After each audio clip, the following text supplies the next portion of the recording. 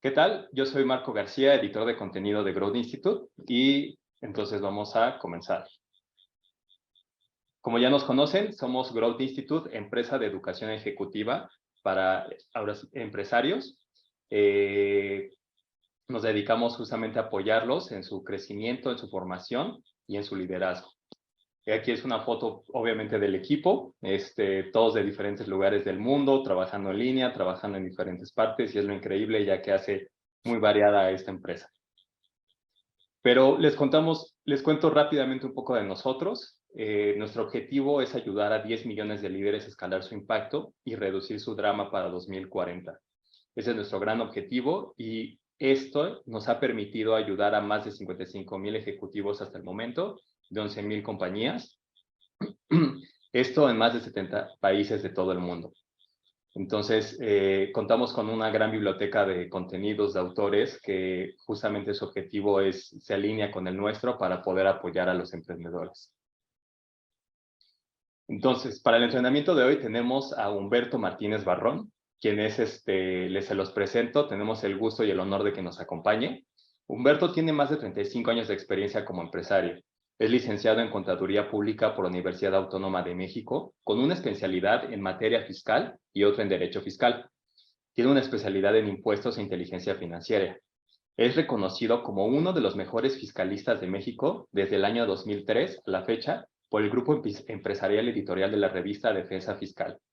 También es catedrático. Ha participado en más de 9 universidades públicas, privadas e instituciones de capacitación en temas fiscales y financieros. Humberto también es emprendedor. Es socio fundador de 8 empresas que actualmente se encuentran en operación, entre ellas la Escuela Libre de Negocios. Como pueden ver, un perfil muy completo. No solamente es experto en finanzas Humberto, también tiene toda la expertise como emprendedor y, por supuesto, como maestro. Pero bueno, para el entrenamiento de hoy, ¿qué es lo que aprenderemos? ¿Qué es lo que abordaremos? Primero, la importancia del flujo de efectivo, ganancias y cómo se traducen en valor para tu negocio. Segundo, las palancas financieras críticas que te permitirán aminorar el impacto inflacionario, que obviamente desde el año pasado estamos escuchando de la inflación, que puede parecer algo repetitivo, pero se vuelve sumamente importante, ya que es fundamental entender el fenómeno y saber controlar las palancas financieras. Y tercero, cómo dominar esas palancas financieras que te permitirán ser rentable y contar con suficientes entradas de capital. Ese entrenamiento está basado en la metodología de una de las que enseñamos en Growth Institute, Optimizando tu efectivo, ganancias y valor, creado por Alan Mead, quien es líder de pensamiento, contador y analista financiero. Como verán, diferentes técnicas, conceptos que creó Alan durante ese entrenamiento, pero es muy importante que lo puedan conocer para que entiendan también un poco de su perfil como contador, analista y sobre todo autor de negocios. Y por supuesto, es muy importante, muchos de ustedes conocen la metodología Scaling Up, en la cual también es una de nuestras metodologías dentro de Growth Institute, pero en este libro se aborda el tema del efectivo, la cuarta decisión de la metodología, escrita por Alan, como coautor de este capítulo. Bert Hannisch lo pone en palabras muy sencillas. Puedes sobrevivir con un equipo decente, una estrategia decente y una ejecución decente, pero sin efectivo se acabó el juego. Una vez comprendiendo el efectivo, cómo funciona y cómo tener control de dentro de la empresa, es que se pueden tomar decisiones muy importantes con relación a las otras 3 decisiones. Así que, sin más preámbulos, los dejo con Humberto. Bienvenido, Humberto. Muchas gracias, muy amable. Voy a proyectar. ¿Me confirmas que se ve, si eres tan amable? Ya se ve, Humberto. Se ve. Bueno, ahorita ya le pongo en modo de presentación para que podamos ir avanzando en este tema. Hola, ¿cómo están? Muy buenos días. Es un placer poderlos saludar, aunque sea por este medio, y me siento muy honrado de que nos haya permitido Growth Institute participar en esta sesión.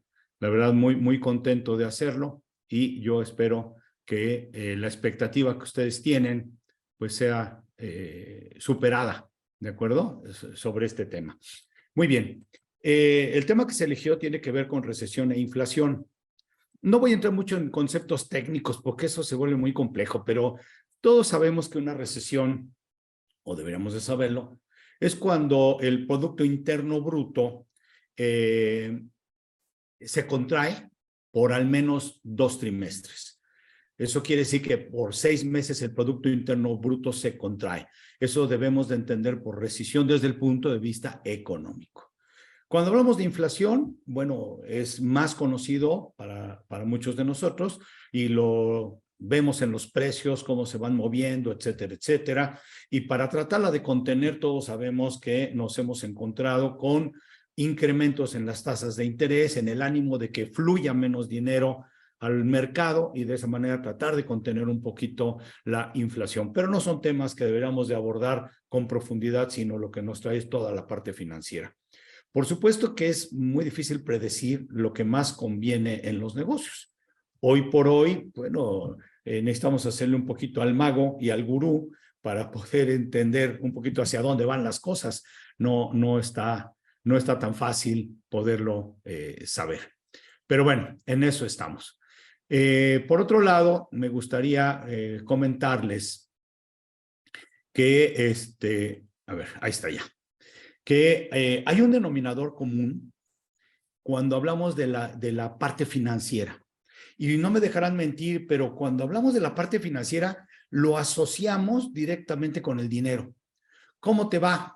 Ay, ando medio quebradón financieramente, no ando muy bien financieramente, no tengo ahorita financieramente la posibilidad de comprar o de hacer algo, invertir, etcétera. Entonces, asociamos mucho el término, por supuesto, de finanzas con dinero. Pero también hay que tomar en cuenta algo fundamental. No hay negocio sobre la faz de esta tierra que no sea financiero, ¿eh? Todos los negocios son financieros, incluso los que no son negocios. Una iglesia, una institución de asistencia pública o privada, una casa hogar, etcétera, pues necesitan tener solucionada su parte financiera para que puedan subsistir este tipo de instituciones. Entonces, no hay negocio. Olvídense de que, es que yo soy constructora y yo lo que hago es pegar ladrillos y entonces la utilidad es por la... No.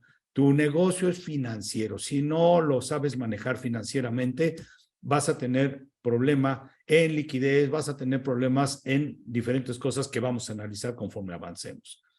Continuando con esto también, me gustaría comentarles que el título también tiene que ver con crisis. El título de nuestra charla de hoy. ¿Qué es la crisis? No nos metamos en muchas definiciones. Odio las definiciones complejas. Yo intento que la gente entienda cuando estoy parado frente a un público y que hoy tengo el honor de hacerlo con ustedes. Para mí la crisis, o económicamente se entiende por crisis, precisamente cuando más de 2 trimestres, o sea, cuando la recesión se extiende. Si la recesión equivale a 2 trimestres de una reducción en el Producto Interno Bruto, la crisis tiene que ver con un tiempo más prolongado sobre esa recesión. Así es que es importante que quede claro que las crisis económicas tienen que ver con eso. Ahora, cuando hablamos de crisis, normalmente lo que hacemos es tenemos una connotación negativa. Una connotación, hablamos de la crisis como algo malo. Pues en términos generales podríamos decir que sí. Hay una crisis y no nos sentimos muy cómodos con esta situación. Pero a mí me parece que sería interesantísimo que pudiéramos recordar como que qué negocios surgieron en épocas de crisis. General Motors. En época de crisis surgió Uber. En época de crisis surgió Airbnb. En época de crisis surgió Federal Express. Y podría hacer una lista larga de empresas que surgieron en épocas de crisis. Ya decía Albert Einstein, ¿no? Él decía una frase que me encanta, que dice, en los momentos de crisis, solo la imaginación es más importante que el conocimiento. Y eso es importantísimo. Entonces, hay que tener imaginación para poder salir de una crisis y encontrar la oportunidad. Por lo tanto, podríamos pensar que una crisis es igual a oportunidad. Va a depender de nosotros, de nuestra imaginación. ¿Queremos o no queremos? Entonces, ahí es donde habría que dedicarle algo de tiempo. Cuando hablamos de finanzas, es indubitable, es indudable que tenemos que hablar de contabilidad. No hay de otras. Ya sé que todos aquellos que no son contadores odian la contabilidad, les cae gorda. ¿Y por culpa de quién? Pues de los contadores, porque de repente somos excesivamente técnicos, nos metemos en tecnicismos y eso no ayuda mucho que digamos. Es como cuando vamos con el mecánico y empieza a hablarnos con tecnicismos de por qué no arranca el auto y dices, bueno, ¿qué hay que hacerle? Si es necesario cambiarle el motor, pues cámbielo. Pues no sabe uno de mecánica. Entonces, lo que hay que hacer es que hay que hablar el mismo idioma. Tenemos que hablar también de contabilidad y van a ver que no es complicado.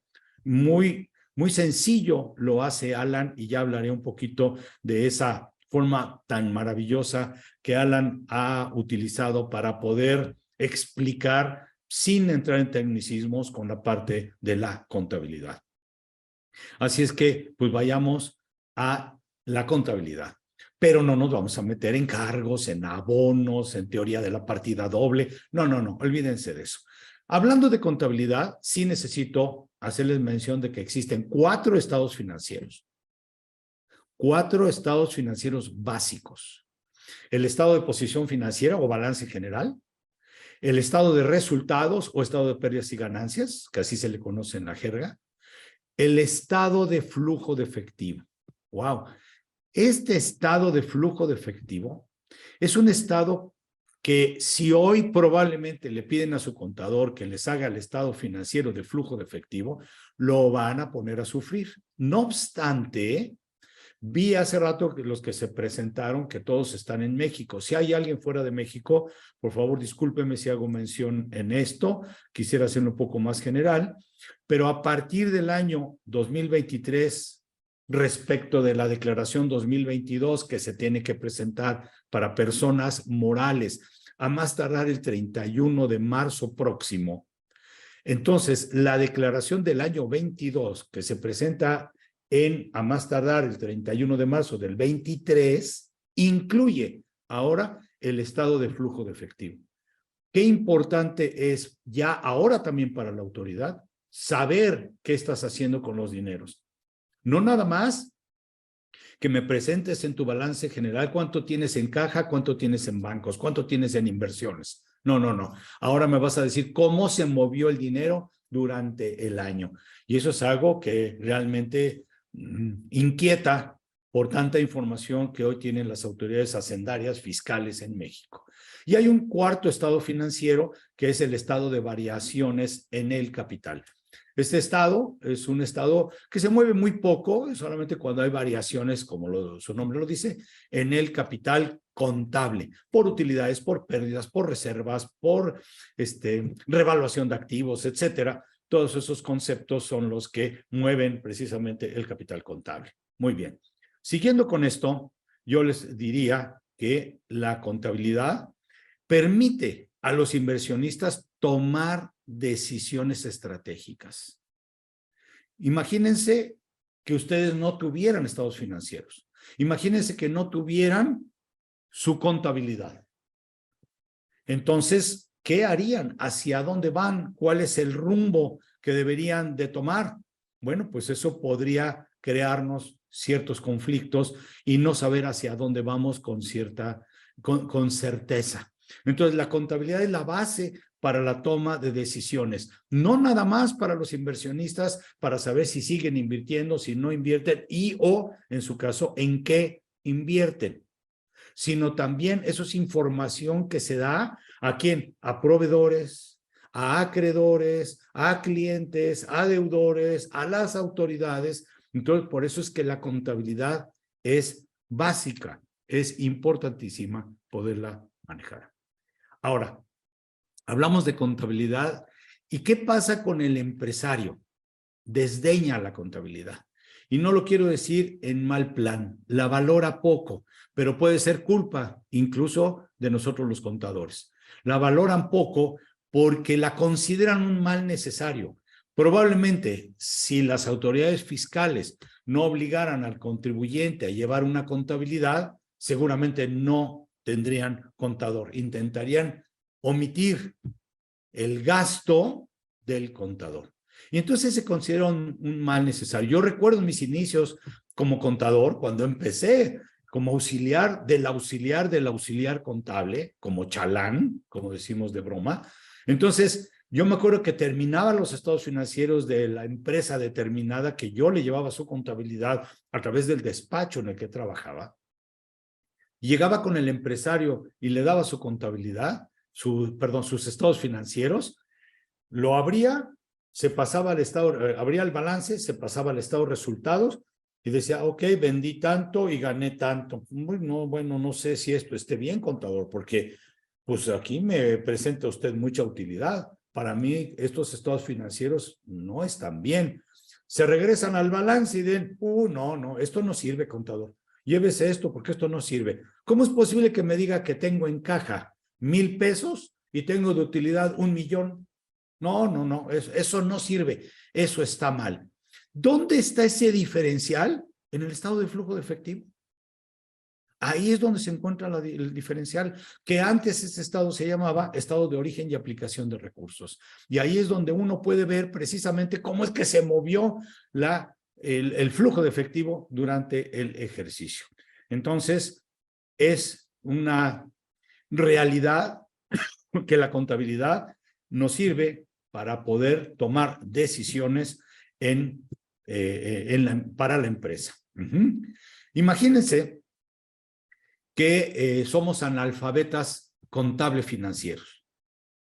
No podemos ser analfabetas contables financieros. Ya sé que ustedes, como empresarios, si lo son, normalmente lo que dicen es tema del contador. No, esto de la contabilidad hay que lo arregle él, hay que le vea. Usted deme el 1,000,000 de pesos que necesito para comprarme mi nuevo auto. Oiga, ¿y a dónde lo cargo? ¿Y a dónde? No, eso es asunto suyo. A mí no me importa. Hágale como quiera. A mí, deme para mi carro, ¿no? Oiga, pero es que una parte no va a ser, a mí no me interesa si es deducible, si no es deducible. A mí deme el dinero que yo necesito. ¿De acuerdo? Entonces, bueno, bajo ese principio de que no hay mucho interés por entender de la contabilidad, los problemas que se pueden suscitar, en la contabilidad, la verdad es que les acarrea una serie de problemas posteriores que es difícil de solucionar. Vemos que es necesario saber un poquito de los estados financieros. Aquí tenemos unos estados financieros muy simplificados, en el ánimo de entrar en tecnicismos, decía, pero podemos ver que en esta empresa, pues tenemos, por ejemplo, déjenme sacar un apuntador. Tenemos en esta empresa, un efectivo en caja y bancos por $100,000, pesos, euros, lo que ustedes quieran, ¿de acuerdo? Pero tenemos una utilidad neta de 1,500,000. Y esto es lo que yo les decía. A ver, ¿cómo es posible que yo tenga una utilidad de 1,500,000 y tenga nada más 100 en caja? No sirve sus estados financieros. No, hay algo en medio de estos dos que se llama precisamente estado de flujo de efectivo, que explica precisamente lo que se hizo con el dinero. No tener estados financieros es equivalente a la frase aquella que decía Séneca, que decía, ningún viento es favorable para quien no sabe a dónde va. Igual le va a pasar a ustedes. No tener estados financieros es como subirte a tu automóvil, que ningún instrumento funcione. Me subo a mi automóvil, ningún instrumento funciona, pero logro arrancarlo. Logro hacer que se mueva hacia adelante, hacia atrás, pero no prende ningún instrumento del tablero. Lo primero que haría seguramente, o haríamos, es preguntar, ¿tengo gasolina? Tengo que hacer ahorita un recorrido de no sé cuántos kilómetros y la verdad no me acuerdo si tengo gasolina. ¿Cuándo cargué gasolina? ¿Ayer, antier? Ay, no me acuerdo. ¿Y cuánto?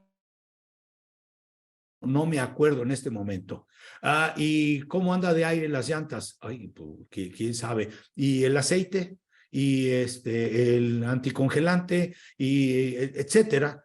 Los indicadores precisamente nos permiten saber si está caliente el auto, si está el aceite no está funcionando adecuadamente, el radiador del aceite, si se calentó, etcétera. O sea, si le falta gasolina, si hoy tienen indicadores las llantas para saber si la presión del aire es correcta, en fin, ¿no? ¿A qué velocidad voy? No lo sé. Lo mismo sucede, perdón por el parangón, pero lo mismo sucede cuando no sabemos leer estados financieros. ¿Llegarás a tu destino que te propusiste al crear esta empresa? ¿Quién sabe? Con unos estados financieros mal hechos o sin estados financieros, poco probable parecería que lo puedas hacer. ¿De acuerdo? Muy bien. Aprender a escuchar lo que nos dicen los estados financieros es fundamental. Ya sé que no hablan, digo, es un juego aquí de palabras, pero a veces los estados financieros nos están gritando los errores que estamos cometiendo y no los vemos. Pasan cosas como, por ejemplo, decir, oye, ¿qué está sucediendo? El año pasado teníamos 4 millones de dólares, de pesos, de lo que ustedes quieran, de cuentas por cobrar con los clientes y ahora tenemos 5 millones. ¿Eso está bien o eso está mal? O los gastos generales subieron de 5,920 a 6,700. ¿Eso está bien o está mal?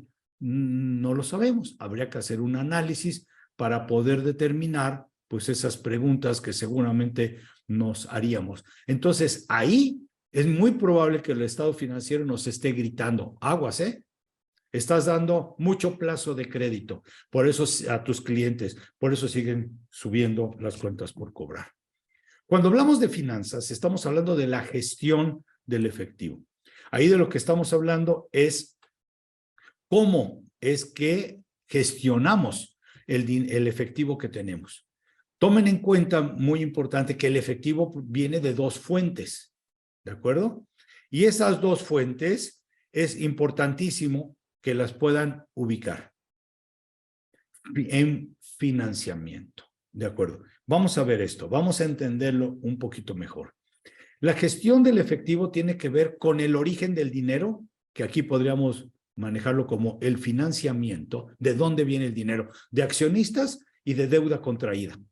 ¿Sí? Básicamente, puede haber otras fuentes de muy pocas, vendí un activo fijo y bueno, ahora tengo un poco más de dinero, entonces hay algo de financiamiento, pero básicamente proviene o de cliente, o de aportaciones de capital de los accionistas, de los socios, o proviene de préstamos de endeudarnos, de endeudamiento.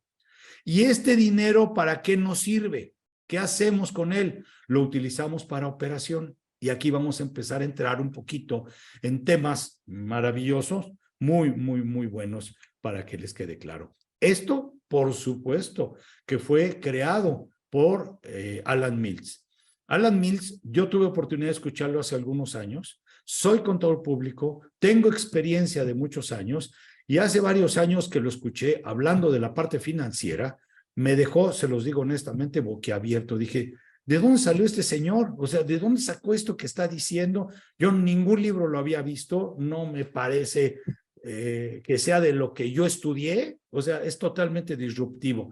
Y eso es totalmente disruptivo y es algo de lo que vamos a ver hoy un ratito, ¿de acuerdo? Él dice algo que parece más que sensato. Hablar de ingreso, es que yo gano tanto, es que yo también, es que yo gano más, es que yo gano menos, es vanidad. O sea, hablar del ingreso es vanidad, no nos lleva a nada. Yo puedo ganar 100 pesos y gastar nada más 10 y tener 90. O puedo tener 1 millón y gastar 999 y me queda uno de utilidad. Entonces, hablar de ingreso es vanidad, no tiene mucha relevancia. Hablar de la utilidad es sanidad, es cómo está de sana la empresa, si está sana o no está sana, y hay que tomar en consideración que lo más importante, y es una frase que se utiliza mucho en el ámbito financiero y que Alan Mills la repite con mucha frecuencia, es the cash is king.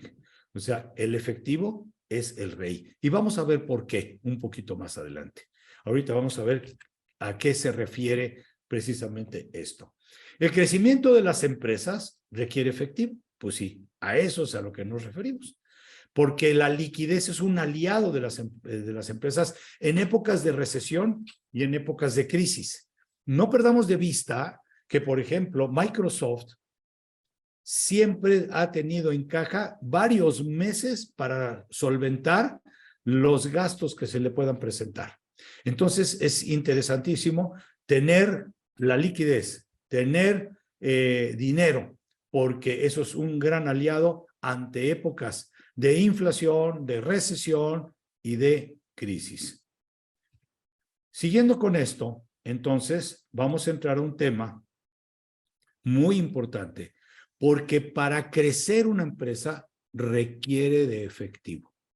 Vamos a ver esto que lo explica Alan Mills y en el libro, por supuesto, de Scaling Up viene, me parece súper interesante, cuando habla del ciclo de conversión del efectivo. El ciclo de conversión del efectivo es interesantísimo. Voy a tratarlo de explicar de la manera más sencilla porque el tiempo apremia. Ahí les explicaré. Todo esto es el ciclo de conversión de efectivo. ¿Desde que qué? Desde que yo le pago a mi proveedor, y hasta que mi cliente me paga.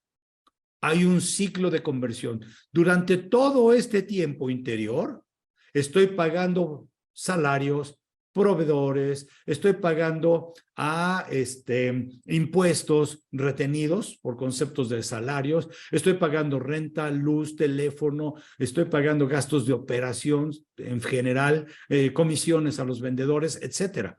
Entonces, ¿cuánto tarda en regresar el dinero a mi bolsa? Y entonces podremos decir que este ciclo se compone de 4 partes. La primera, el ciclo de ventas. O sea, desde que nosotros le vendemos o estamos coqueteando con el cliente para la venta y que se cierra la venta y que le facturo al cliente, expido el comprobante y después, perdón, no, todavía no. Hasta que cierro la venta, perdónenme, hasta que cierro la venta y después viene el ciclo de entrega. ¿Cuánto me tardo en entregarte? Y ahora sí, viene el ciclo de cobro. ¿Cuánto me tardo en cobrarte? ¿Cuántos días transcurren desde aquí hasta acá? Así es como se mide el ciclo de conversión de efectivo. En días de cuánto tardo en recuperar mi cartera. ¿De acuerdo?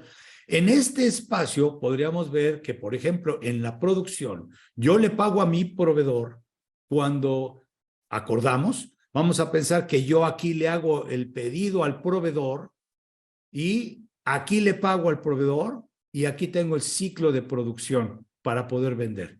Ya terminé el ciclo de producción y ya puedo vender y ya puedo entregar y ya puedo cobrar. Pero todo este ciclo me puede llevar muchos días. Hay quien vende a gobierno y una amiga muy querida tiene una empresa muy interesante de servicios a gobierno. No me lo van a creer, pero es auténtico. Sus plazos de cobro es de 365 días.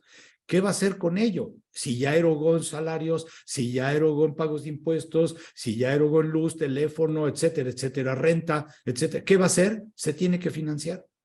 ¿De quién? O de los propios accionistas o de terceros, una deuda que adquiriera en bancos o donde ella considere que es mejor esto. Así las cosas, entonces, veríamos que la liquidez es la base, es el cimiento del crecimiento y de la rentabilidad. No podríamos crecer sin liquidez, ni, por supuesto, si no crecemos, la rentabilidad tampoco va a crecer. Por lo tanto, es importantísimo esta parte. Así las cosas, entonces, tocaríamos un poquito del balance general, diciéndoles que es como una fotografía. Es como si sacaras en este momento tu fotografía y le sacaras una foto a la empresa y entonces dijeras cómo está ahorita, ¿no? Ahora, ya más modernos dicen que no es una fotografía la empresa, es una selfie que se toma la misma empresa para ver cómo está financieramente sus resultados, ¿ok? Y casi todas las empresas se centran mucho en el estado de resultados del empresario.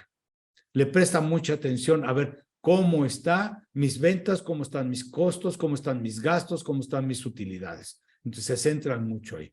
Pero nunca serás un buen narrador de estados financieros si no le entras un poco más al tema. Vamos a ver aquí algo muy importante. Esto, de verdad, fue lo que a mí me hizo volar los sesos. Cuando yo escucho a Alan Mills, precisamente, hablar de un balance general simplificado, la verdad es que me dejó muy confundido. Yo dije, oye, en las normas de información financiera no aparece ningún balance general simplificado. Y mis compañeros, pues tampoco saben qué es eso de un balance general simplificado. No tengo la menor idea a qué se refiere.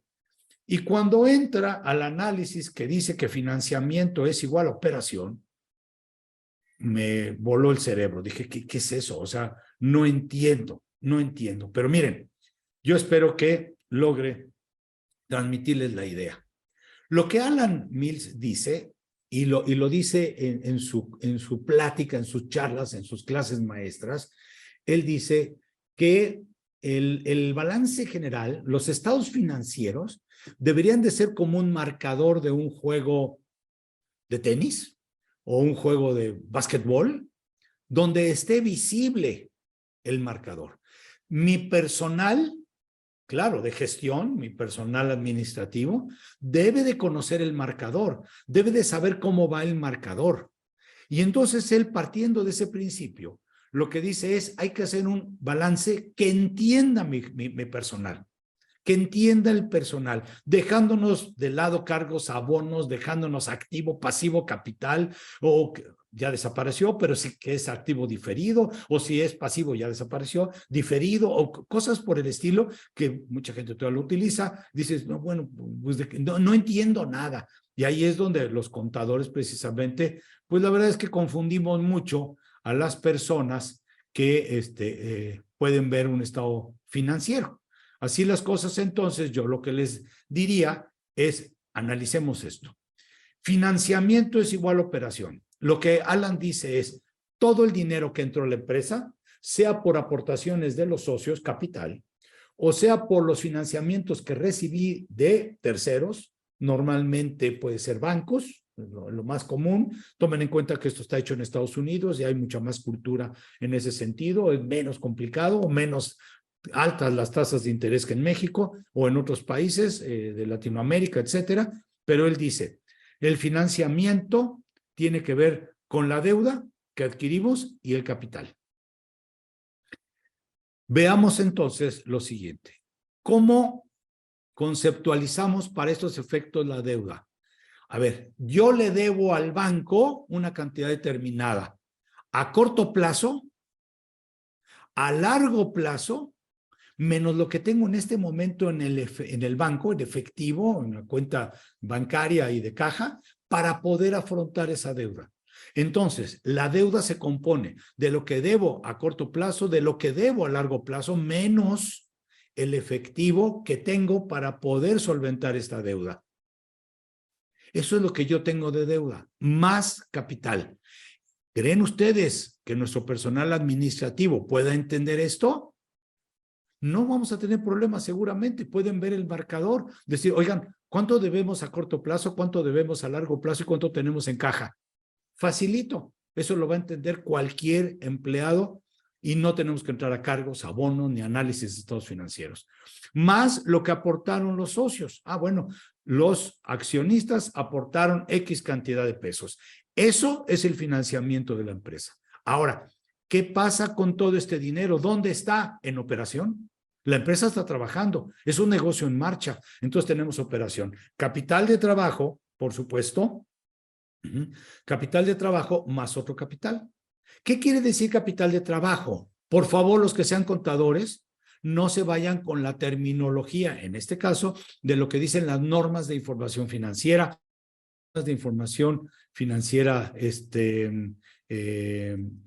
internacionales, las normas internacionales de información financiera. No, este concepto es financiero exclusivamente para efectos de este curso. ¿Cuál es el capital de trabajo? ¿Cómo se integra el capital de trabajo? Muy fácil. A ver, ¿cuánto me deben? ¿Cuánto tengo pendiente de facturar? Sea porque lo tengo en el inventario o sea porque lo tengo en proceso, menos cuánto tengo por cobrarle a los proveedores. ¿Cuánto tengo de capital de trabajo? ¿Cuánto tengo de liquidez probable? Pues tanto en cuentas por cobrar, tanto en inventario o en trabajo en proceso, si soy una empresa de procesos de larga duración, y cuánto tengo en cuentas por pagar. Esto es el capital de trabajo. A mis empleados de gestión, administrativos, van a entender cuánto nos deben, van a entender cuánto tengo en el inventario y van a entender cuánto debemos al proveedor. Facilito. Todo, absolutamente todas las demás cuentas del balance, deudores diversos, funcionarios y empleados, saldos a favor de contribuciones, impuestos por pagar, depreciaciones de activos dentro del mismo activo del balance, acreedores diversos, todo está en otras cuentas. Todo está aquí. Esto se saca por diferencia. Este financiamiento es igual a operación. Pero ojo, ¿por qué en la operación nos fijamos en esta parte y no en esta? Porque aquí es donde incide nuestro personal. Aquí es donde toman decisiones. El vendedor puede tomar ciertas decisiones de un parámetro que previamente le dimos, donde dice, puedes vender de contado, que sería maravilloso, pero si das con algún descuento probablemente, pero si no puedes cobrar de contado, vas a tener que dar algunas facilidades para que te paguen, etcétera. ¿Quién toma esa decisión a final de cuentas? Pues el vendedor, nuestro personal. Entonces, ellos inciden en estas operaciones. Igual sucede con el inventario. Alguien está responsable de gerente de compras, seguramente, para saber si está comprando adecuadamente o no está comprando adecuadamente, y él lo puede saber con este análisis, ¿no? Y también la producción en proceso. Si hay una producción en proceso, lo sabemos. Sabemos el inventario de producción en proceso, menos lo que se debe. O sea, como pueden ver, es un estado financiero extraordinario y realmente sencillo. Me costó trabajo entenderlo, no lo entendí a la primera, les soy honesto, lo tuve que estudiar, pero creo que la forma en que ya le entendí, les puedo transmitir la idea y creo que es bastante sencillo a final de cuentas. Entonces, ¿qué pasó? No quiere avanzar. Ahí está. Ok. ¿Cómo lo veríamos? Un balance general en una sola frase. Financiamiento es igual a operación. Pues muy sencillo. ¿Cuánto tengo de capital? Lo que aportaron los accionistas, las utilidades retenidas que están ahí adentro y todas las demás cuentas de capital. $2.500.000, euros, lo que ustedes quieran. ¿Cuánto debemos totalmente al banco? ¿Cuánto debemos? Pues debemos 4 millones. A corto y a largo plazo, todas las deudas que tenemos. Bueno, ¿menos qué? Pues menos lo que tenemos para cubrirlo, ¿de acuerdo? En caja. La suma de esto nos da 6,5 millones. Eso es lo que nos da la parte izquierda de financiamiento. De ahí viene el dinero, de aquí está el dinero. Contra el capital de trabajo, que dijimos que es clientes más inventario o inventario proceso, o ambos, puede ser, menos lo que le debemos a los proveedores es mi capital de trabajo. Vean que mi capital de trabajo es alto. Mis deudas también son muy altas. Y otras cuentas de capital, que es el resumidero de mi estado financiero, están ahí 3,000. Esto es muy fácil de que lo pueda entender cualquier persona. 4 y 2, 6,500, 3,500 y 3, 6,500, cuadrado, ¿sí? O sea, aquí hay la partida doble, déjenme decirlo así, está balanceado, es el balance general en una sola frase. Extraordinaria forma de presentarlo. Y podríamos ver qué pasaría para el año 22. Aquí acabamos de ver el año 21. ¿Qué pasaría para el año 22? Pues nos encontramos con lo siguiente, que tenemos un financiamiento ahora de 4 millones de pesos. A ver, pero ¿cómo estábamos antes? Nada más teníamos 2,5. ¿Y ahora? 4. Caray, tuvimos que inyectarle dinero. ¿Por qué tuvimos que inyectarle dinero? Noten también, por favor, que mi capital de trabajo, donde están los clientes, el inventario, también creció de 3,500 a 4,700. Entonces, estamos financiando a nuestros clientes. ¿Quién lo está financiando? Con deuda, que afortunadamente no creció a bancos, sino bajó inclusive un poquito, en $300,000 o lo que ustedes quieran. Pero ¿quién está financiando eso? Los accionistas. Y el dinero que debería estar en nuestras chequeras, están las chequeras de nuestros clientes. Ahí está el dinero, está creciendo nuestro capital de trabajo. O nos estamos sobreinventariando. O no estamos facturando a tiempo la producción en proceso. Porque a lo mejor tenemos un proceso y no estamos facturando o no estamos emitiendo el comprobante para que nos vayan pagando también conforme vayamos avanzando. Entonces son temas muy interesantes que habría que analizar. Las otras cuentas de capital, la verdad, no inciden, no toman nuestro personal de gestión decisiones sobre de ello, así es que la verdad es que no pinta estas otras cuentas.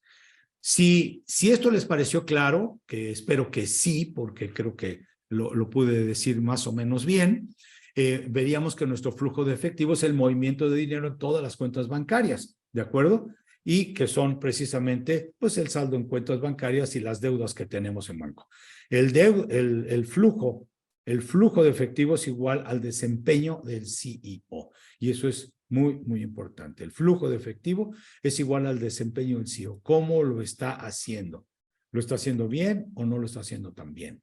Para determinar este flujo de efectivo del cual estoy comentando, es importantísimo tomar en consideración lo siguiente. Veamos, hay 3 medidas de flujo de efectivo.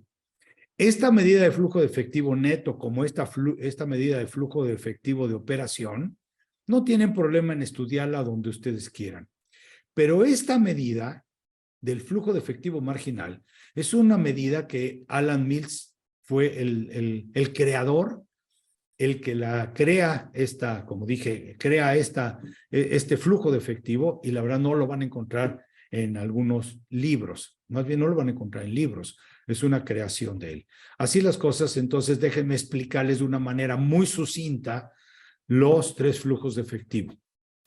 El primero es el flujo de efectivo neto, como dijimos, el flujo de efectivo neto. El flujo de efectivo neto, ¿cómo se determina?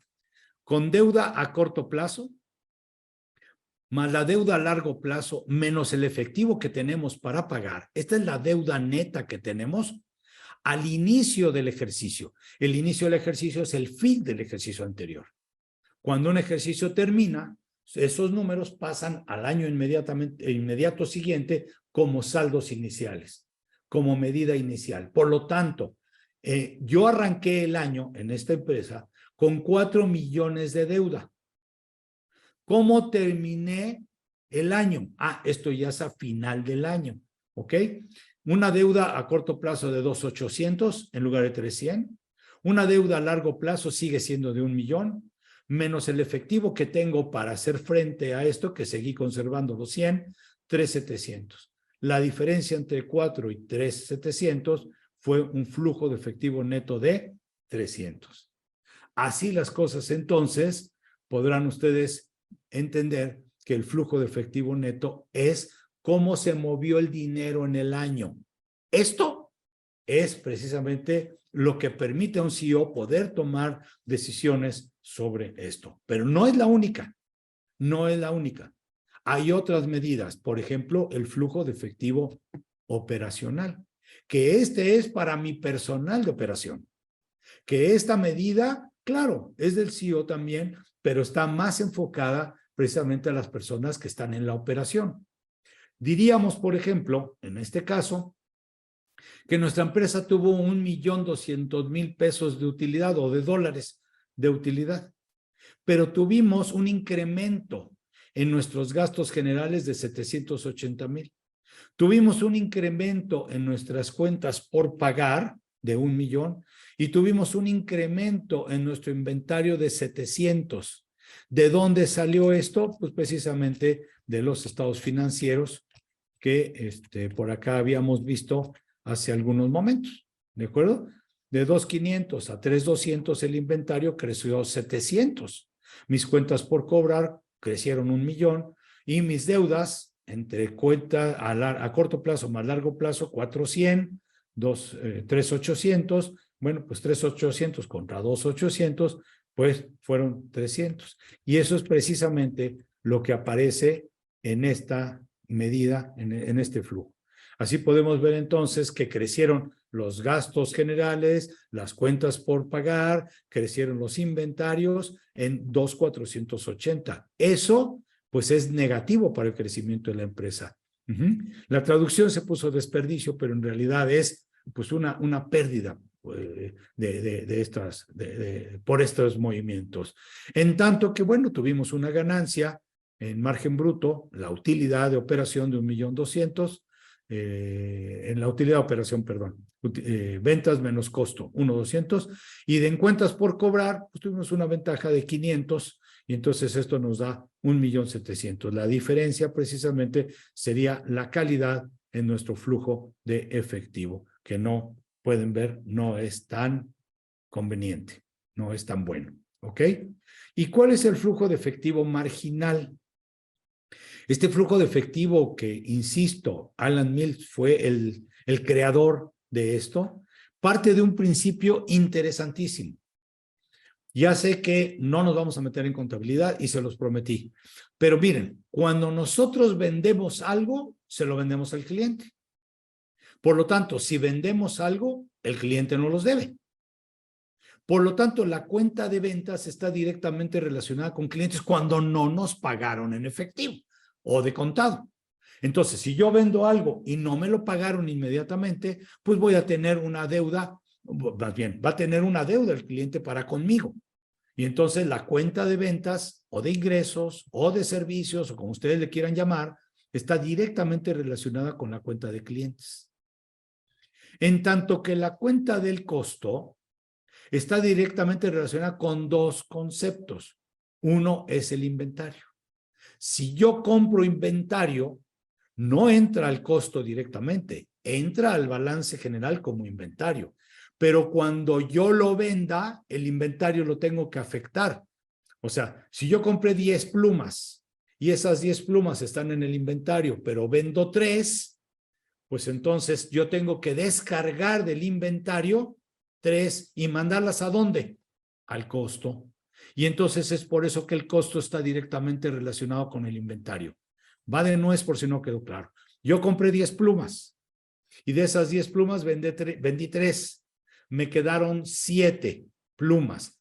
Y entonces, ¿qué pasa con las 3 plumas que vendí? Las tengo que descargar del inventario, pero las tengo que llevar al costo para compararlo contra el precio de venta. Y cuando yo comparo el precio de venta o los ingresos contra el costo, me va a dar la utilidad bruta. La utilidad nada más bruta, la utilidad que se representa de haber vendido esos productos. Por lo tanto, el costo está directamente relacionado con el inventario, como pueden ver. Al mismo tiempo, también el costo está directamente relacionado con el proveedor, con los proveedores, porque eso de inventario que se va al costo, pues también se lo debemos al proveedor. Así las cosas, partiendo de ese principio, que los ingresos están relacionados con los clientes y el costo con el inventario y con los proveedores, podemos encontrar entonces una medida maravillosa. Son números aislados, nada más para poderlos ver. Vean ustedes esto. Si yo divido 16 millones entre 35, si yo divido, no sé si se alcanza a ver mi calculadora, no sé si salió, pero no, bueno. No se ve. ¿Perdón? No se ve, pero... No se ve. Ok, bueno, tengan un poco de fe en mí, y entonces ustedes lo pueden hacer. Si ustedes dividen 16 millones entre 35, van a notar entonces que hay un 46% de utilidad bruta. Quiere decir que mi costo es del 54% y mi utilidad bruta del 46%. ¿Es bueno o es malo? Depende del giro. No podemos determinar así. Sería muy irresponsable de mi parte decir que es un buen costo, o es muy alto, o es muy bajo. Sería muy irresponsable. Por lo tanto, lo único que les puedo decir es que en este ejemplo nos salió 46%. Ahora, ¿qué pasa en el lado del capital de trabajo? Dijimos que ingresos contra costo nos da utilidad bruta. Pero ya habíamos visto que clientes más inventario y producción en proceso menos proveedores, habíamos visto que se llama capital de trabajo. Mi capital de trabajo en este ejemplo es de 15,700,000.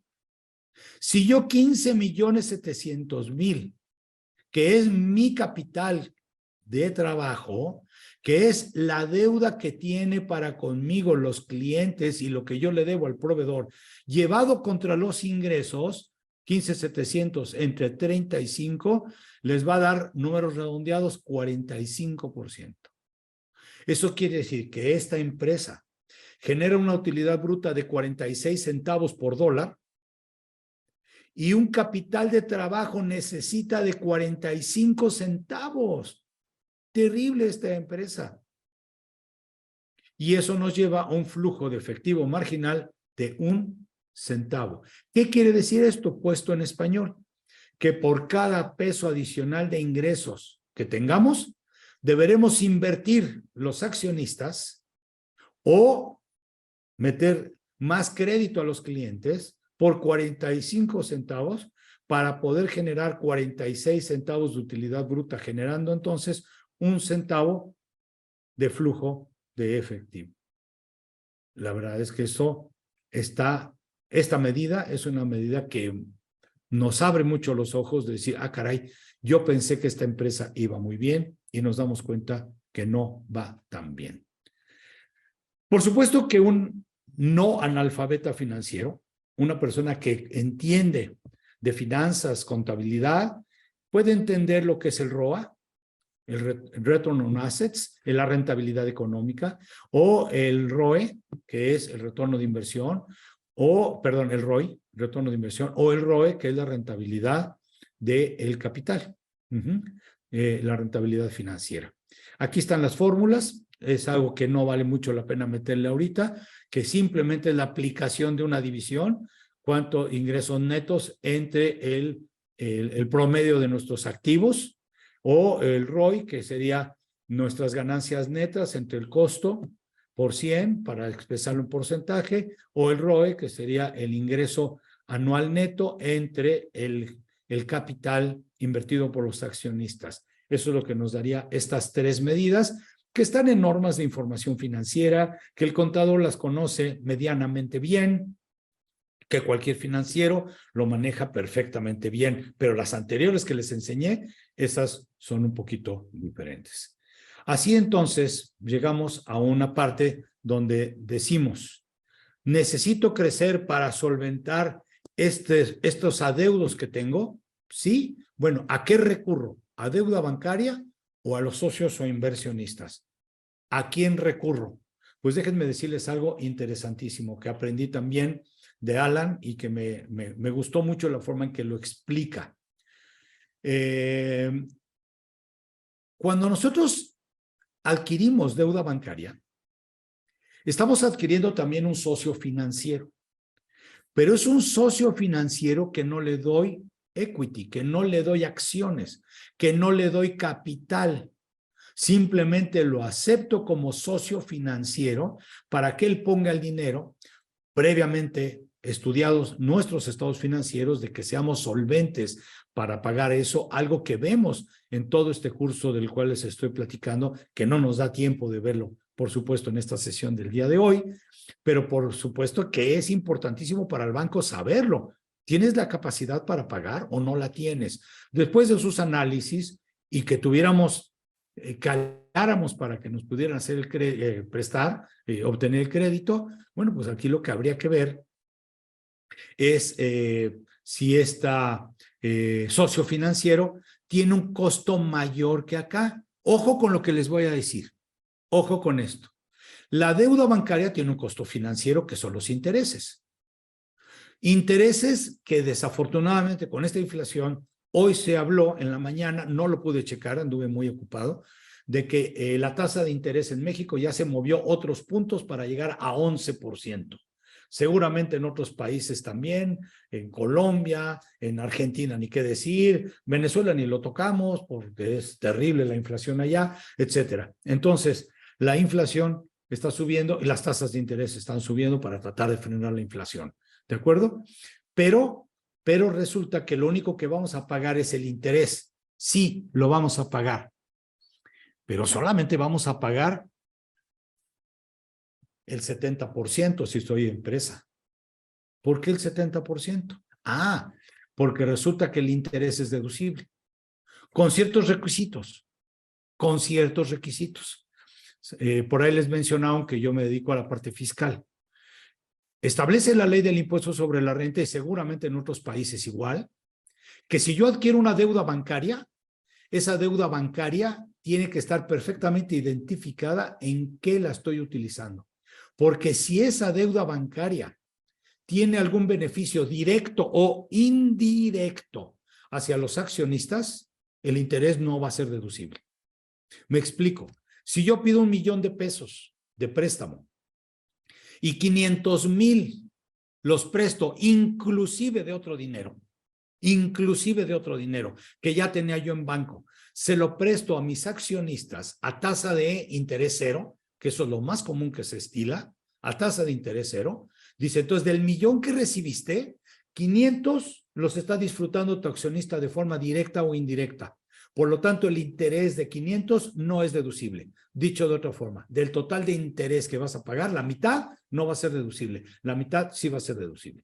Si no es el caso, entonces lo que diríamos es, si nosotros tenemos una deuda bancaria y un pago de intereses, y ese interés no se beneficia a los empresarios de forma alguna, el interés va a ser deducible.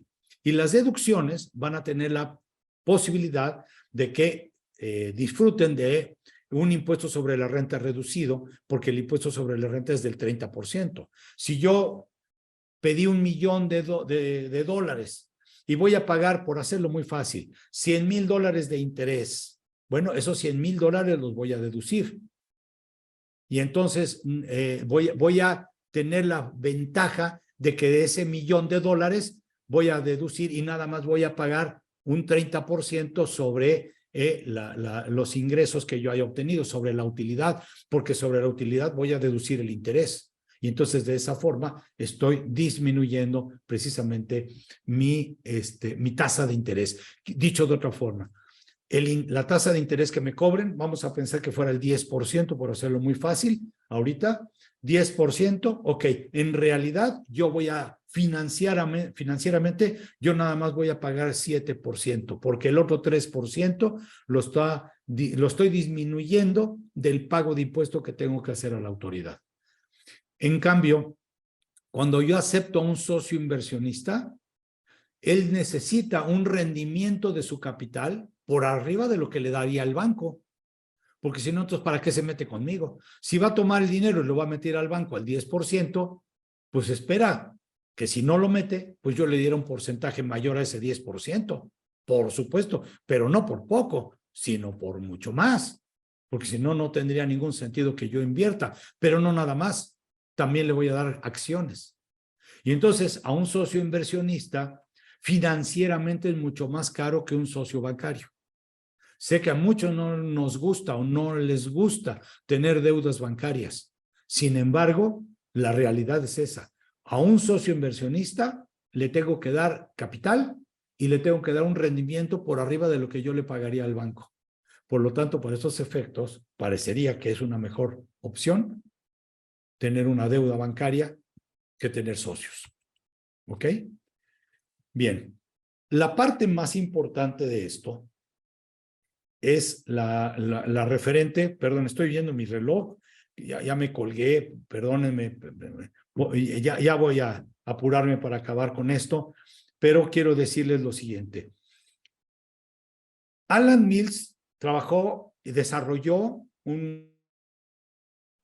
y conocía perfectamente cómo analizan los bancos las empresas. Ese software lo vendió, por hacerlo muy rápido la historia. Vendió la empresa. Y entonces dijo, ok, yo conozco lo que un banco quiere saber de la empresa. Ahora lo que voy a hacer, es cómo un empresario debe saber lo que el banco quiere saber. Cómo el empresario debe, sí, conocer lo que el banco debe saber. Y entonces diseña algo que le llama Power of One, el poder del uno. Y es una herramienta maravillosa, extraordinaria de verdad, que vamos a analizar brevísimamente. El código es el poder del uno, es el código de tu empresa, ya que mejorará notablemente tus ganancias, el valor de tu empresa y por supuesto el efectivo. Ganancias, el valor de tu empresa que lo va a incrementar y el efectivo. Veamos entonces cómo funciona. Él habla de 7 palancas. Son 7 las palancas. 4 palancas, le llama palancas, 7 palancas, se mueven en porcentaje. Vamos, el precio se mueve en porcentaje, el volumen de ventas se mueve en porcentaje, el margen de utilidad en porcentaje, los gastos en porcentaje. Y que todo esto tiene que ver con financiamiento. En cambio, las cuentas por cobrar en días, los inventarios de trabajo en proceso en días y las cuentas por pagar se miden en días. En tanto que esta parte izquierda de financiamiento se mueve porcentualmente, en el lado derecho se mueve en días. Veamos entonces algo rapidísimo. Eso espero, ¿eh? Ahí les va. Repito el estado financiero que habíamos visto muy al principio. Aquí está el año 18-19, balance general y estado de resultados. Veamos lo siguiente. Ahí les va. Si yo quisiera aumentar mi utilidad y aumentar mi efectivo, ¿qué sucedería si yo moviera el precio un 1%? Por eso le llama el poder del 1. Vean ustedes lo que representa el poder del 1. Fíjense bien. ¿Cuánto vendimos? 24 millones. ¿De acuerdo? ¿Cuánto es el 1% de 24 millones? 240,000. Ah, qué interesante. Quiere decir que si yo aumentara mis ventas en 1%, tendría 240,000 de utilidad. Digo, de impacto en la ganancia. Se va derechito. No estoy haciendo más que aumentar el precio. No aumentó nada más que esto. Pero ¿cuál va a ser el impacto en el efectivo? Ah, el impacto en el efectivo va a ser diferente. ¿Por qué? Porque tomen en consideración que tengo unas cuentas por pagar de 5 millones. Entonces, si al 24 millones le aplico el 1%, me da 240. Y si a 5 millones le aplico el 1%, me va a dar 50,000.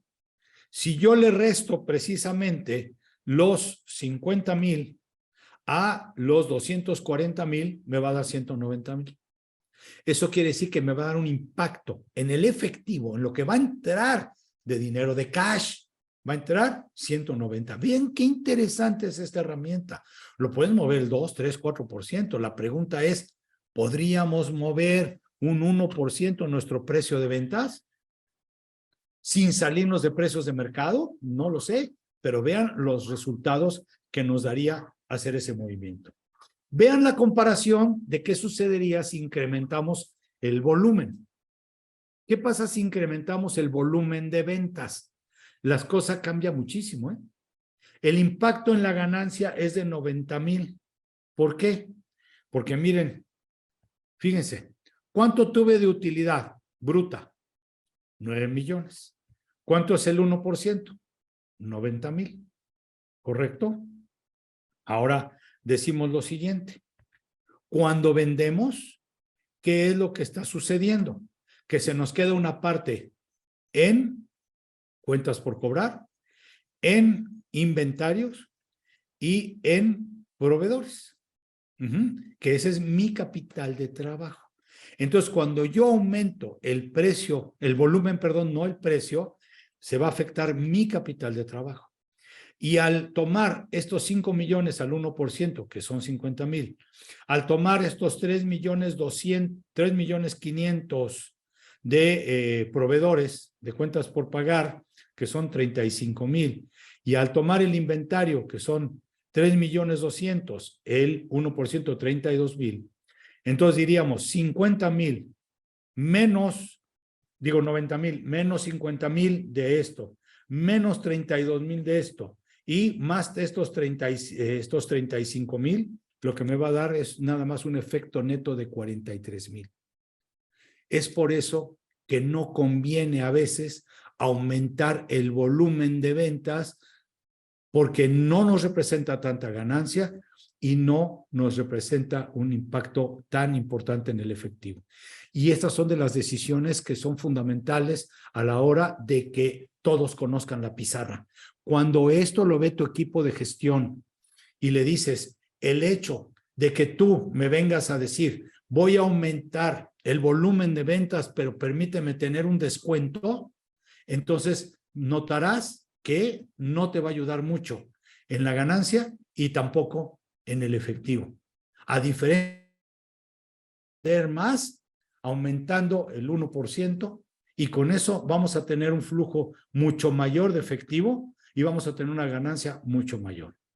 Tratándose de la reducción del costo del producto, bueno, pues está relativamente sencillo. Si decimos que nuestro costo es la diferencia entre el ingreso y el margen bruto, 24 menos 9 son 15.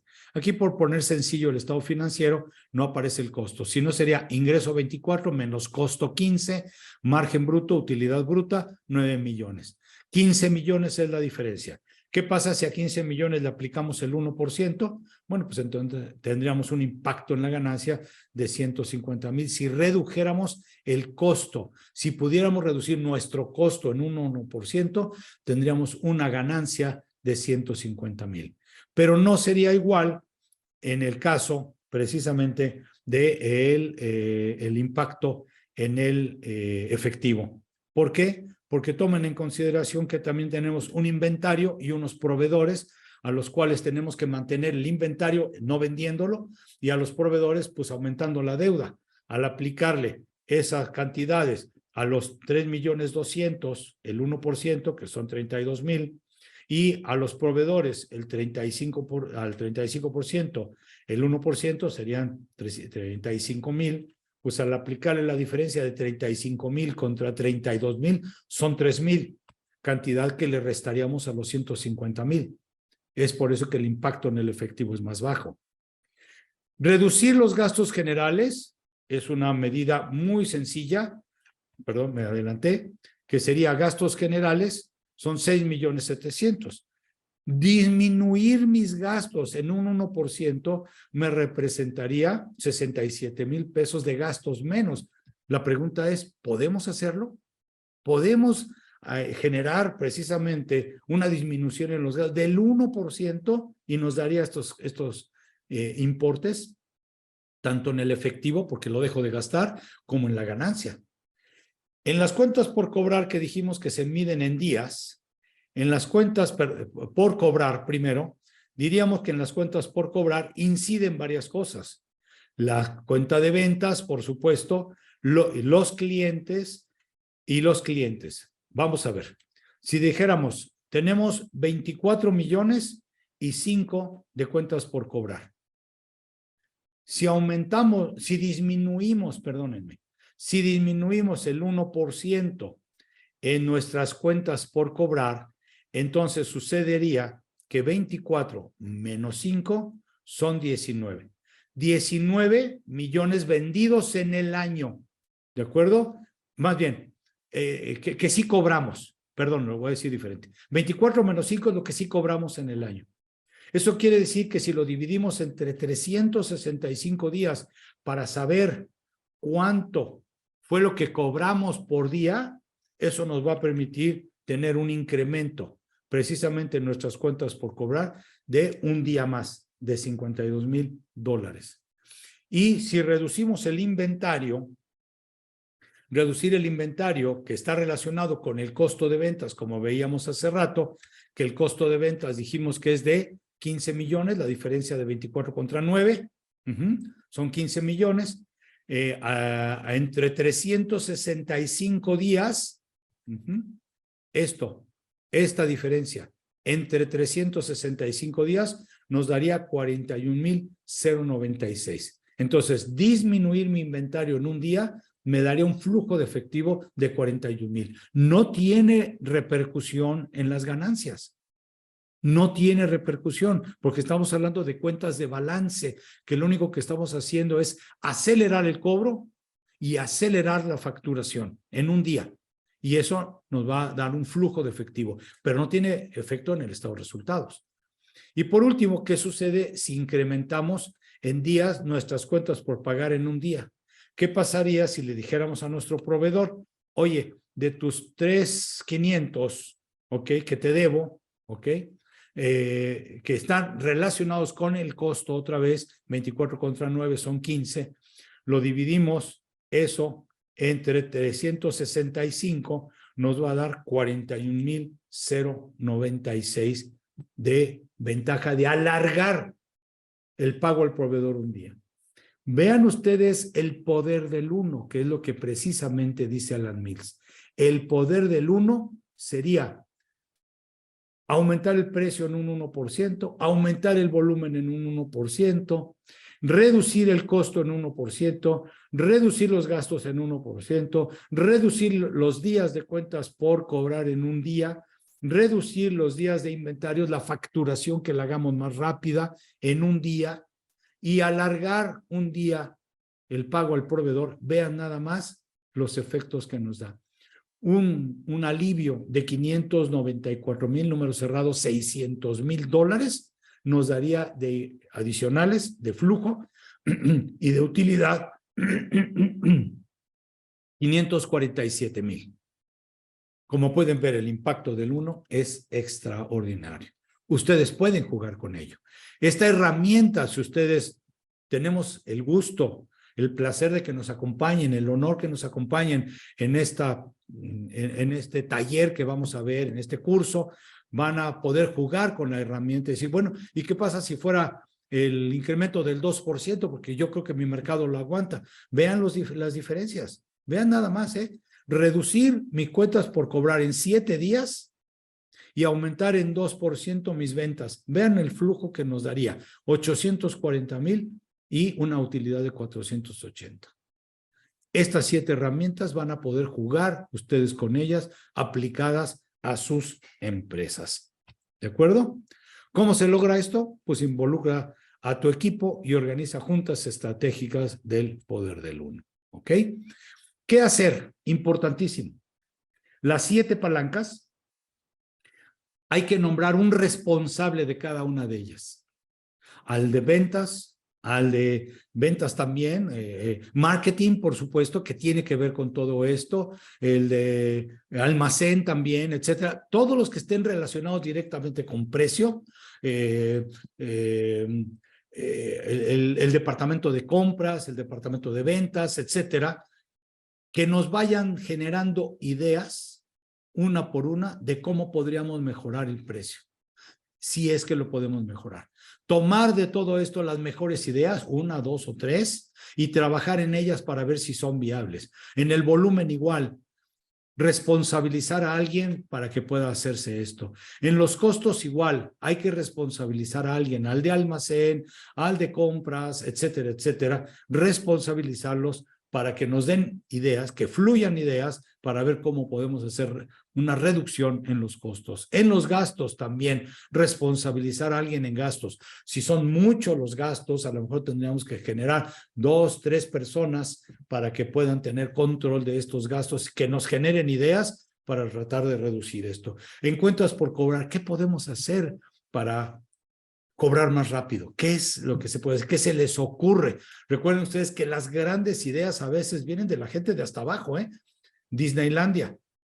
Disney, cuando tenía el problema de que la gente salía y no encontraba su automóvil hace muchos años, dice, pues, ¿dónde lo dejé? Pues, no sé, más o menos, yo me acuerdo que lo dejé, pues, no sé en dónde, creo que por acá, creo que por allá.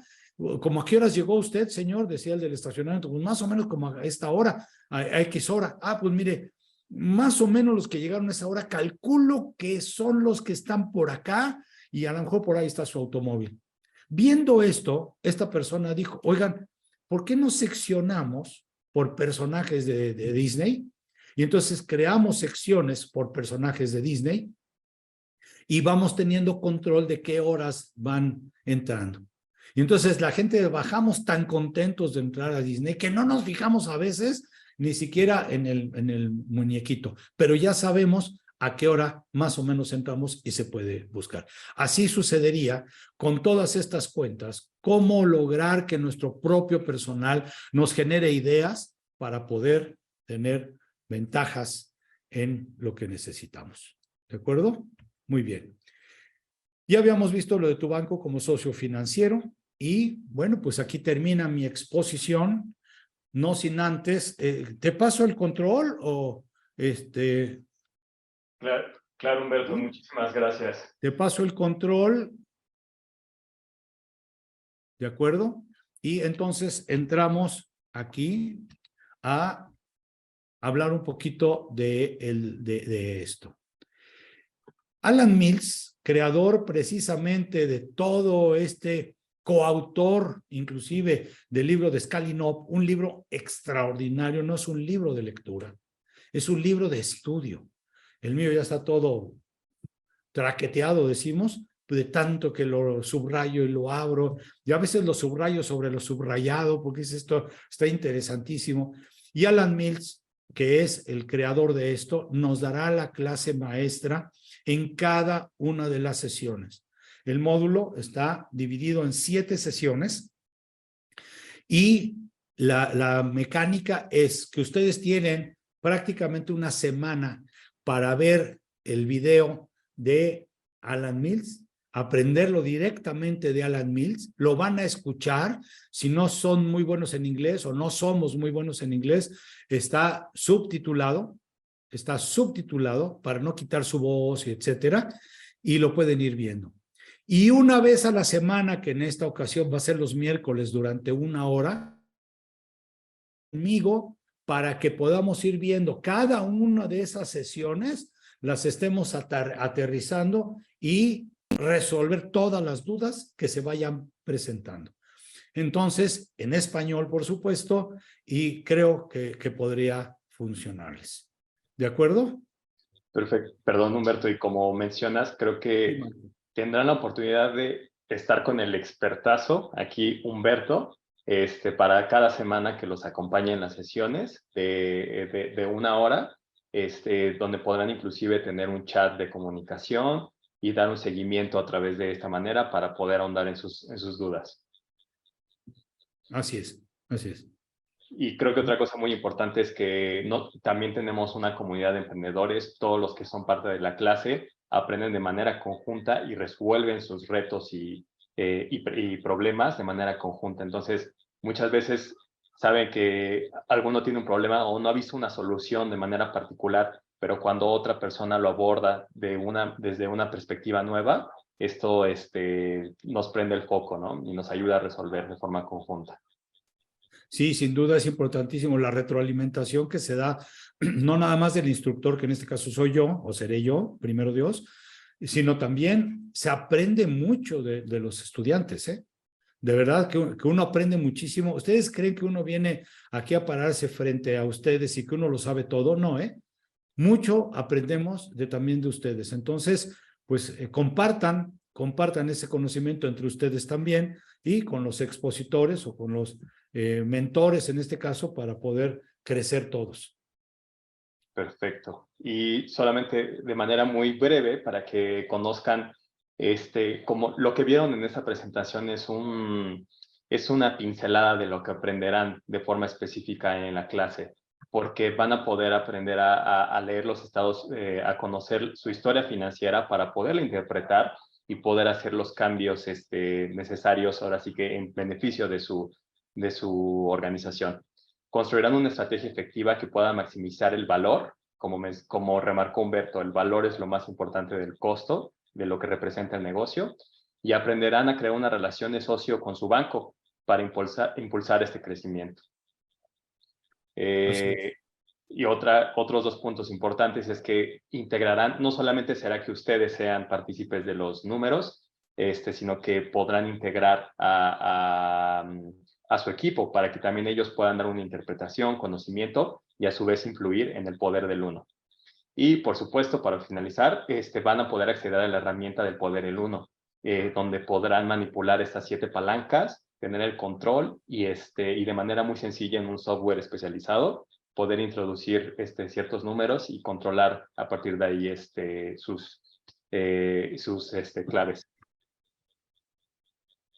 Les muestro que en este momento, por haber asistido a este entrenamiento, tenemos una promoción de 10% utilizando el código CASH-WEB10. CASH es por la abreviatura de efectivo en inglés, web por webinar y su código de 10%. Se los vamos a mandar por correo para que no se preocupen, pero lo pueden apuntar. Igualmente en el chat les vamos a estar poniendo la página en donde pueden registrarse si es que ya están seguros y se quieren unir cuanto antes, pueden conocer la página, los detalles y a ingresar su código de descuento.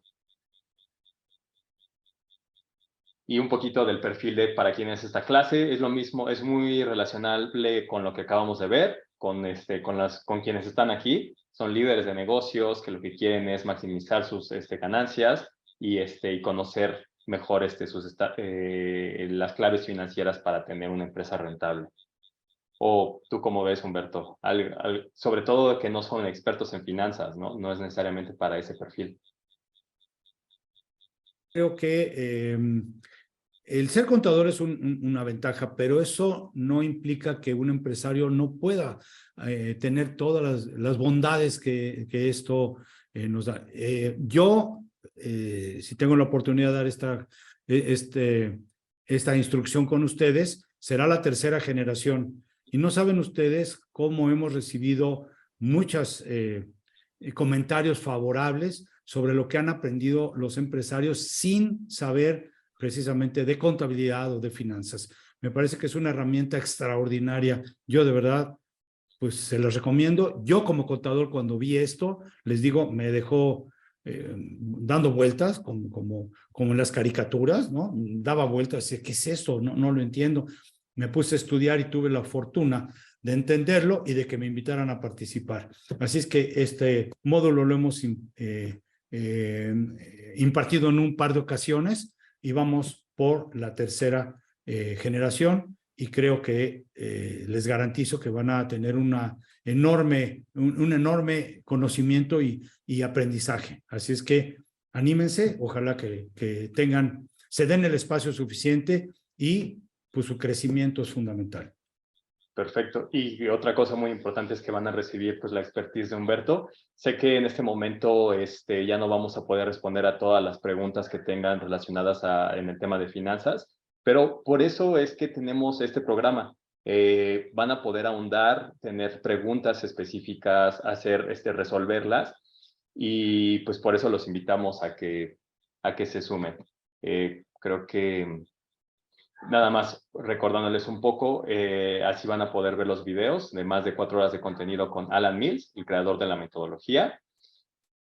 Tendrán herramientas prácticas, como les comentaba, como el Poder del 1. No solamente va a ser los videos, sino que van a recibir PDFs específicos que podrán editar, donde van a poder ver sus números y editarlos de la forma en la que lo necesiten. Las sesiones en vivo de forma semanal con Humberto, que en total son 7 videollamadas, ¿verdad, Humberto? Es correcto.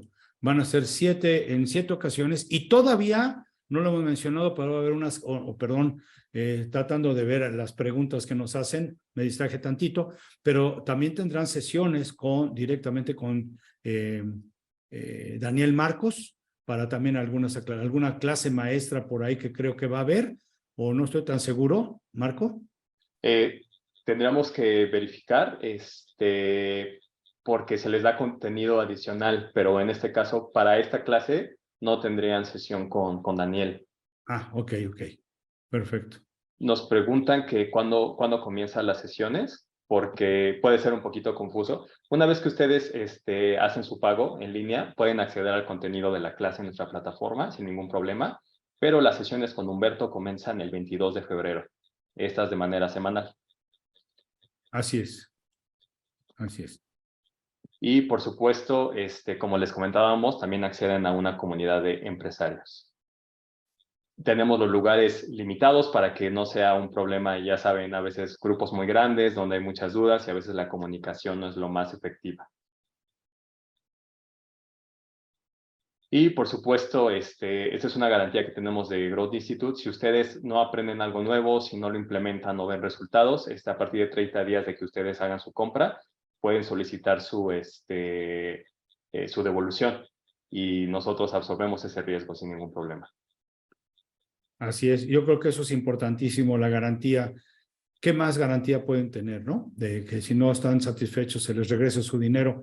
Creo que eso es algo muy, muy valioso que no todo el mundo lo da. Y estamos tan seguros de este programa que hizo Alan Mills que sin duda van a verse muy beneficiados de esto. Perfecto. Pues todavía tenemos 3 minutos. No sé si hay alguna otra pregunta que tengamos en el chat, que ya no veo.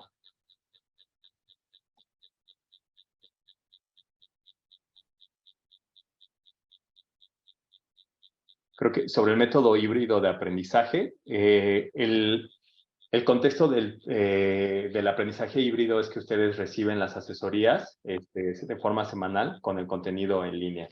Entonces, no solamente es contenido que se les da a ustedes para que lo vean, sino que se les apoya justamente con las sesiones y con las herramientas para que se aseguren que lo van a implementar. Porque conocimiento que no se implementa, en realidad no sirve mucho. De acuerdo. Humberto, pues muchísimas gracias. Nos pregunta Oscar Roque, ¿cuánto tiempo dura? Son 7 sesiones, 7 sesiones. Más 2 semanas más en lo que se les pide su tarea, digamos, para que entreguen sus documentos y se les pueda dar su certificación. Sí, arrancamos el 22 de febrero. El 22 de febrero va a ser en miércoles.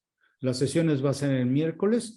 Y si no mal recuerdo son a las 9 de la mañana, conmigo van a ser de 1 hora y tienen todo el tiempo anterior para poder revisar los videos de Alan Mills. Es muy interesante, la verdad, les va a encantar. Yo lo que procuro hacer en cada una de las sesiones, para que lo entiendan, es volver a hacer un breve resumen. Hago un resumen de todo lo que vio Alan, lo retomo, lo vemos y de ahí si hay algunas dudas, preguntas, etcétera, lo volvemos a retomar.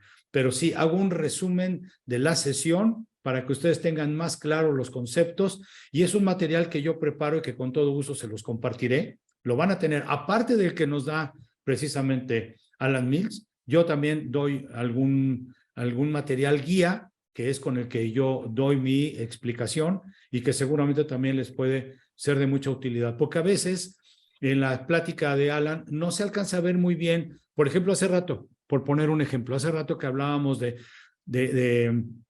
las 7 palancas, cómo se mueven y que tienen el costo y a veces tienen al cliente y a veces tienen al proveedor, etcétera. Y dices, híjole, como que no le entendí mucho.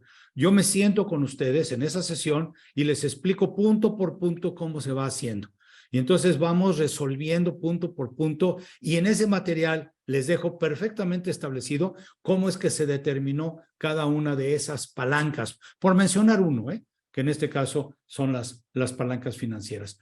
Entonces, creo que vale la pena que tomen este curso. Ojalá tengamos el gusto de recibirlos en este nuevo grupo que me tocará impartir el 22 de febrero.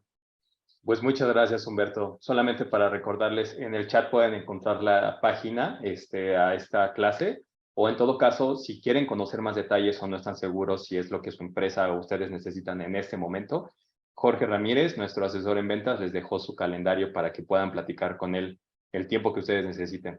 Así que lo pueden encontrar en el chat.